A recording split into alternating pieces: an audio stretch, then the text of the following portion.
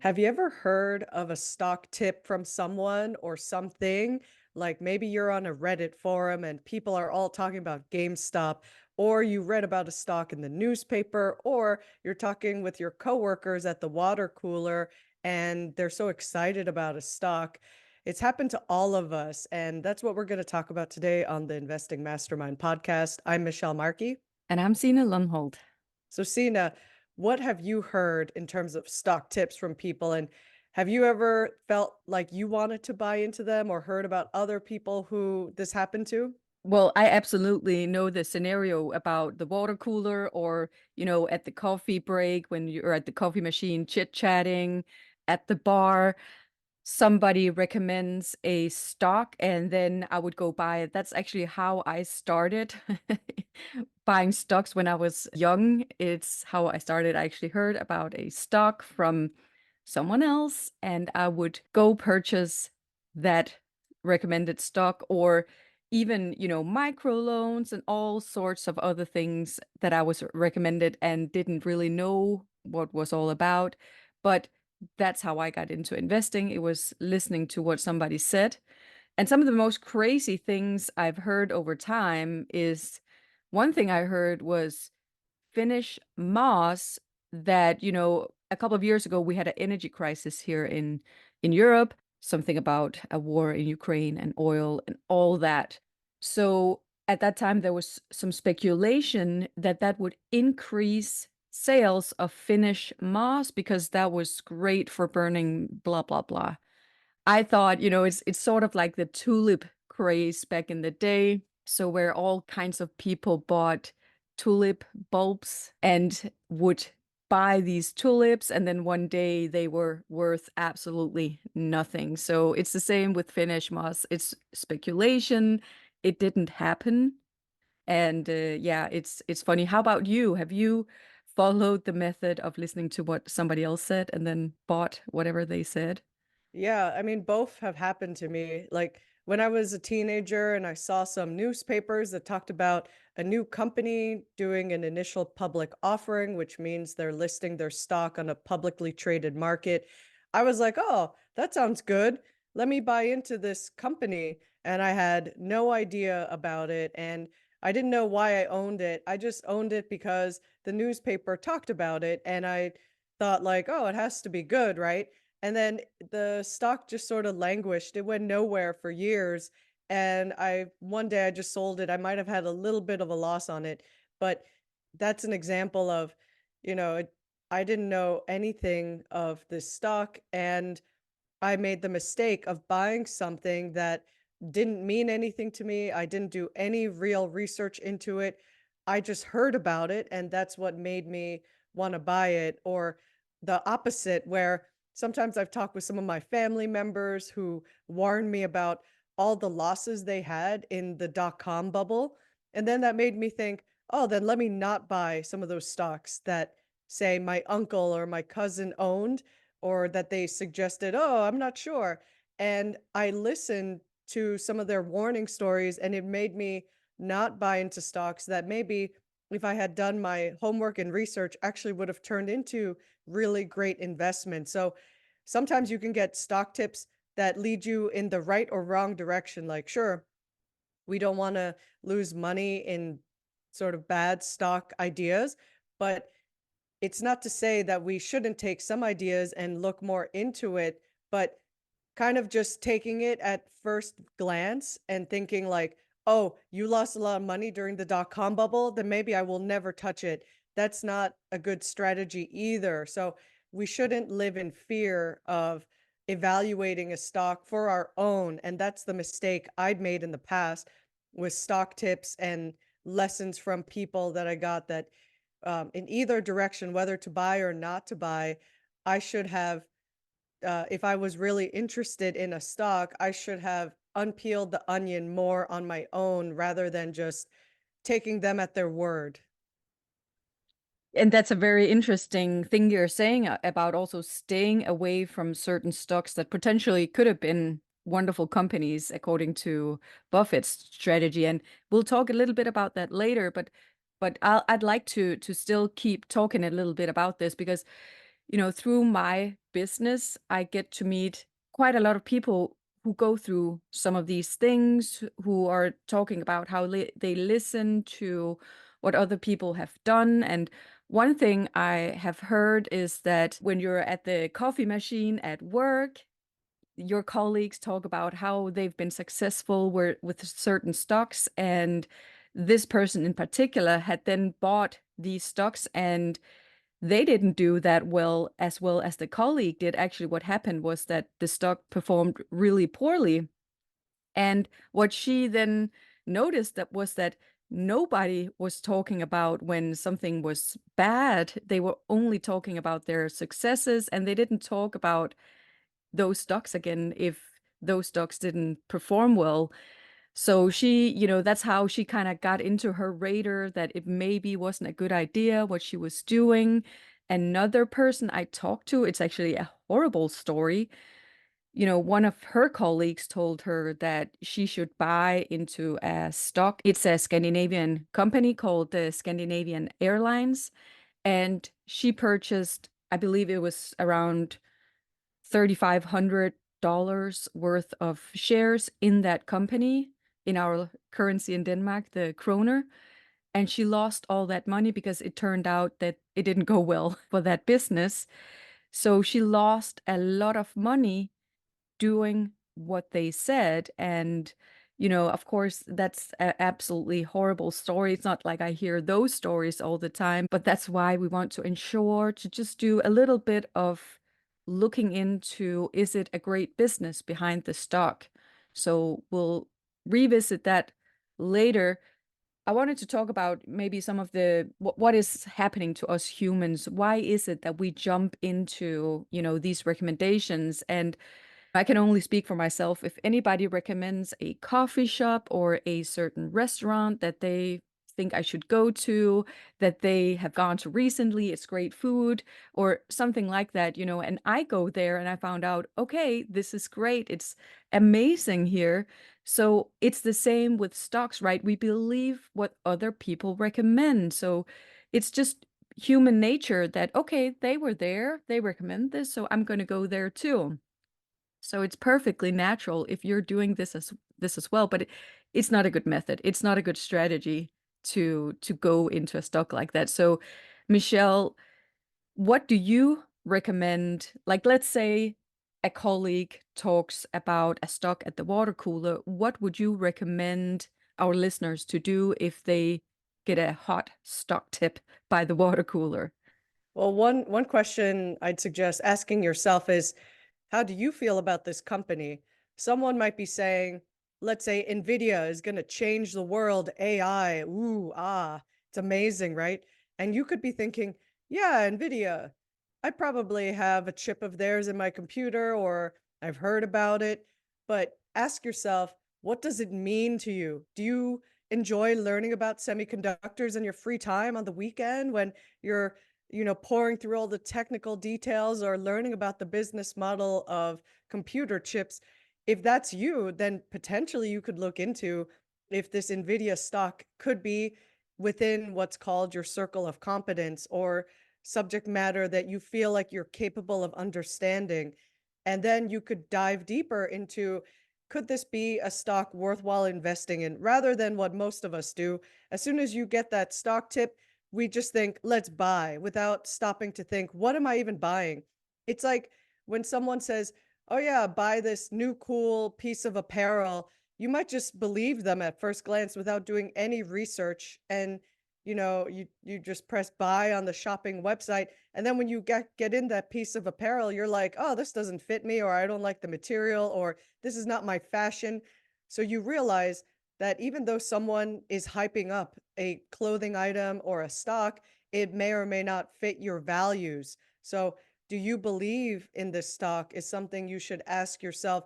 And what are your own criteria for whether you think this is a good thing that resonates with you, or if you don't really care about it and maybe you're better off not listening to that stock tip. That's one of the things I would start going about asking yourself is, what does it mean to you? Does it align with your values? And what about you, Sina? Yeah, absolutely. I think it's a very good point what you're saying about thinking, do I want to know everything there is about the semiconductor business, or is there a field from work that I know more about? Like, if I work as a teacher, is there certain educational material or something like that that I know is really quality, and maybe I should try to look into what company actually produce this type of content or learning material or computer or whatever it is that you use at work, so that you wouldn't necessarily need to, get into a completely new area that somebody mentioned and that you would have to actually study. So I think it's a very good point what you mentioned, Michelle, that if it's not something you already know about, you would actually have to spend quite a lot of time learning about that type of business. The another thing that you can do, and Warren Buffett mentions that the difference between a healthy business and a sickly business is, for example, return on equity, ROE. So on average, American stocks have been performing 12% on ROE, and we don't want average, we want above 12%. So I know that Phil Towns is 15%, for example. So that, that's something that you could be looking for is ROE above 15%. Then the thing is that ROE also contains long-term debt. So either you need to find out how big is the debt, is it a lot of debt? Is that why ROE looks so good? Or you can do, again, Phil Town suggests to combine ROE with something that's called ROIC, return on invested capital. And I know this is getting very technical right now, but these numbers, ROE and ROIC, is something that you can Google or look up online. Make sure to, go to some credible sources to check these numbers. But it's just a good little, easy, quick little thing that you can do to just check, okay, is this something that's performing well? Or if it's below 12 or 15, then, it's not good. If there's no number or it's in minus, that's not good. So, anything else we should check for, Michelle, once we've, just made sure that it's okay on return on equity and return on invested capital?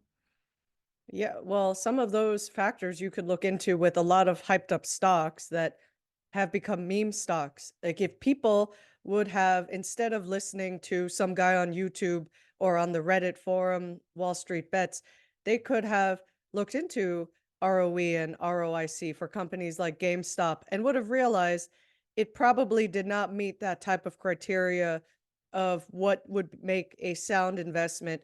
And a lot of people were just gambling. They wanted to get rich quick and they thought, "Oh, that guy probably knows what he's talking about. Let me jump on his bandwagon." So, if you haven't done your own research and homework to verify whether someone else's criteria is right or not, and you don't have metrics for the CEO's performance. Like I think GameStop recently fired their CEO, and you could see if you look up the GameStop stock, it's definitely not doing as well as when it was first hyped up back in 2021 when a lot of people were stuck at home and they had nothing better to do than gamble.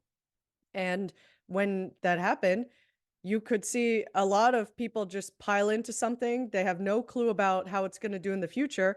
And only very few people who knew what they were doing probably might have done well out of it, including the roaring kitty guy.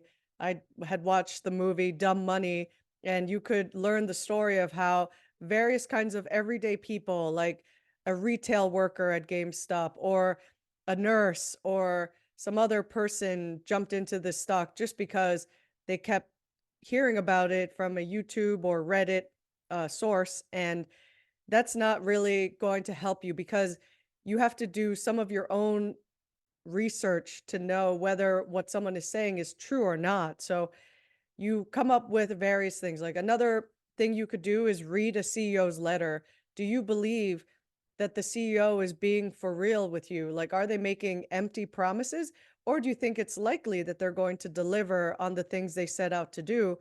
Because you could see that play out. Like, clearly, whoever had been the CEO of GameStop may not have been able to live up to or deliver on whatever they promised. So you could see that it could be a very slippery slope of trying to invest in a stock if you haven't done the kind of due diligence that you should do with a stock you're really investing in. You're talking about meme stocks, for example, but it's also, just companies that are brands or something that we all know, and you would be surprised sometimes to find out that, okay, this business is not performing well, or this CEO, doesn't really sound credible. I read the letter and they, just don't sound very credible.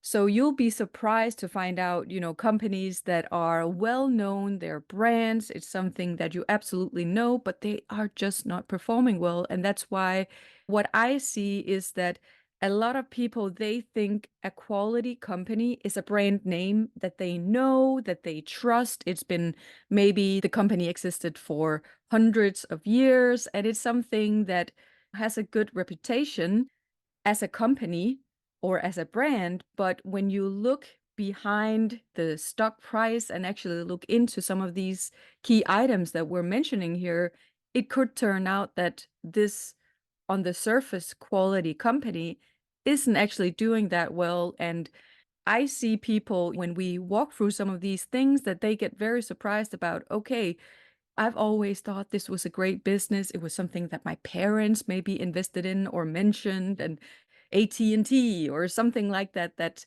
was supposed to be a good business. And then all of a sudden it turns out, maybe it's not after all. So it's just some of those things where our perception of what is quality is actually different in the stock market than in the real world, because in the real world, when you hold an item, it's quality. But on the stock market, it can look like it's good quality, but it might not be. So it's also something to keep in mind, that what you might have always thought, oh, I should buy this stock because it's good quality, my parents mentioned it, or whatever, might not be quality, even though you really believe it is because it's a brand name. So definitely that's something to keep in mind. So there's actually quite a lot of things that you can do to just scratch the surface, learn some things about the company. A good idea is to, read the annual report. I know it sounds like it's a lot, but try to open one and maybe start reading about, try to figure out, do they mention their strategy? And read that section about strategy, or read the section about competitors or their most sold products. Read, start reading the annual report, and maybe it's actually going to be interesting for you to read. Who knows? Yeah, absolutely. And some stocks, like to your point about quality, a lot of people might think Tesla is a high quality company and stock because they were one of the first movers with electric vehicles. And yet Tesla has been struggling as a stock because sales have been dropping. They're lowering prices on their cars. Some of their big bets are not panning out. So you have to ask yourself, is Tesla still a high quality business? Because I've heard from some people who actually own Teslas that when Teslas first came out, their cars were a lot better than maybe some of them now, that perhaps the quality has dropped in the actual experience of the car, and some things are getting more malfunctional, or you have to take it in for service more. There's so many potential quality assurance issues with some of the actual cars. So if you look at those trends, that could be part of why Tesla is struggling in the stock market, because maybe investors are realizing it's not on a good trend right now. And you have to decide, is this a permanent trend that the quality is permanently dropping and Tesla is now on the downhill forever? Like Elon Musk worked his magic for as long as he could, but eventually it just fizzles out. And then maybe one day Tesla will be a has-been, and then other car companies will take back electric vehicle market share. We don't know. So you as an investor have to decide, is this a permanent situation that the quality will keep going down, or will they recover and they're going to fix their game plan, and then Tesla cars will be as good quality as they once were 10 years ago, or they will make some of their big bets pay off? Whatever it is, you have to decide as an investor in reading the annual or quarterly reports, do you think they're on the right track or not? And that can give you a clue if the quality is coming back. So these are some things you can decide for yourself, and nobody can tell you, not even Elon Musk can tell you what the future will hold. So that's a good one to end with, I think, because, it could go many directions. There could be a lot of people who have different feelings about Tesla. You can let us know what you think. I mean, definitely comment on this if you're watching this on the YouTube channel, or leave us some feedback on our Instagram if you look for us at Investing Mastermind Podcast. So we hope to hear from you, whatever you think. It's a great way of ending. Remember, when you hear something at the coffee machine or somebody mentions something on a podcast, make sure to look into the details of the business using some of the parameters we mentioned here. So we'll be back on Tuesday. Till next time.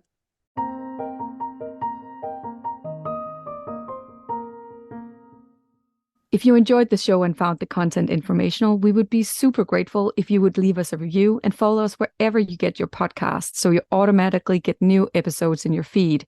We publish a new show every Tuesday. The contents of the Investing Mastermind podcast are for educational, informational, and entertainment purposes only. None of this is investing advice, and if you need help in your personal situation, please consult with a professional.